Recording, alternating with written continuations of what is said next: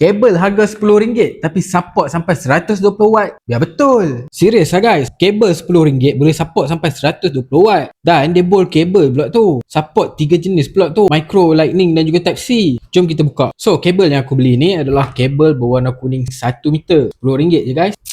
Kabel dia besar babe, bukan main-main ni. Korang tengok lah kabel original besar mana je, tak sampai separuh pun. Alright, so jom kita test. Ni adalah original charger dan smartphone aku ni support sehingga 27 watt fast charging. So dengan menggunakan kabel ni dia dapat quick charge guys. Ok, jom kita test dengan satu lagi smartphone aku. Dan ini adalah Huawei dan dia support sehingga 40 watt. Dapat maksimum guys 40 watt. So guys, kabel yang murah ni dia bukan sekadar murah, tapi dia dapat tunaikan apa yang diiklankan dekat kotak ni, iaitu 120 watt fast charging. Kalau korang cari dekat luar mungkin susah nak dapat kabel RM10 dapat support sehingga 120 watt. Kabel besar ni babe, bukan main-main. Besi lagi kat depan ni. Ini besi babe, bukannya plastik macam yang selalu kita guna tu. So guys, aku rasa kabel ni paling berbaloi. Korang klik dekat beg kuning di bawah.